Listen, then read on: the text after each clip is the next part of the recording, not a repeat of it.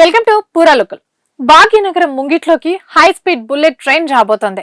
శంషాబాద్ అంతర్జాతీయ విమానాశ్రయం నుంచి దేశ ఆర్థిక రాజధాని ముంబైకి బుల్లెట్ ట్రైన్ మార్గానికి అడుగులు వేగంగా పడుతున్నాయి. కేంద్ర ప్రభుత్వం ప్రతిష్టాత్మకంగా ప్రవేశపెడుతున్న 7 బుల్లెట్ రైళ్ల ప్రాజెక్టులో భాగంగా తెలంగాణకు 3 రూట్లు ఖరారయ్యాయి. ఈ విషయాన్ని కేంద్ర రైల్వే మంత్రి అశ్విని వైష్ణవ్ స్వయంగా ప్రకటించారు.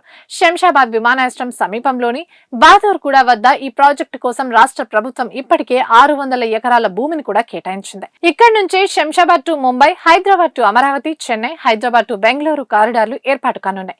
అయితే ఈ ప్రాజెక్టు ఒకవైపు సంతోషాన్ని కలిగిస్తున్నా మరోవైపు అన్నదాతల్లో తీవ్ర భయాందోళనకు రేకెత్తిస్తుంది. ముంబై మార్గానికి సంబంధించిన బహదూర్గూడ వద్ద మొదలై మొయినాబాద్, చేవెళ్ల, వికారాబాద్ మీదుగా ఈ కారిడార్ ను నిర్మించనున్నారు.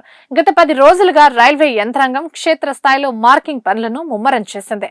శంషాబాద్ మండలంలోని చౌదరగూడ, సుల్తాన్పల్లి, కేబిదొడ్డి గ్రామాలతో పాటు మొయినాబాద్ మండలంలోని ఆమ్లాపూర్, సురంగల్, కేతిరెడ్డిపల్లి కూడలలో ప్రతి 5 కిలోమీటర్లకు ఒకచోట ఎలాంటి వంకర్లు లేకుండా స్ట్రైట్ గా మార్కింగ్లు వేస్తున్నారు. ఈ బుల్లెట్ ట్రైన్ మార్గాన్ని 4 వరుసల్లో నిర్మించబోతున్నట్టు తెలుస్తోంది. ఇందుకోసం సుమారు 300 అడుగుల వెడల్పుతో భారీగా భూసేకరణ చేసే అవకాశం కనిపిస్తుంది. ప్రస్తుతం అధికారులు వేస్తున్న మార్కింగ్లన్నీ పచ్చని పంట పొలాల మధ్య నుంచే వెళ్తుండటంతో అన్నదాతలు లబోదిబోమంటున్నారు. ఈ మార్గంలో ఎక్కువగా చిన్న, సన్నకారు రైతులు భూములే ఉన్నాయి.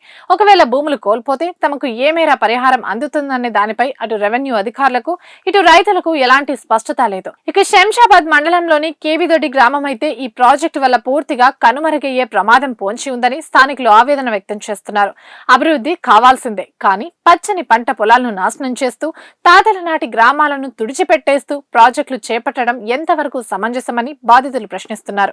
ప్రభుత్వం ఇప్పటికైనా స్పందించి నష్టపరిహారంపై, ప్రత్యామ్నాయాలపై స్పష్టత ఇవ్వాలని రైతులు డిమాండ్ చేస్తున్నారు. దీనిపై ప్రభుత్వం ఎలా స్పందిస్తుంది అనేది ఉత్కంఠను రేపుతోంది.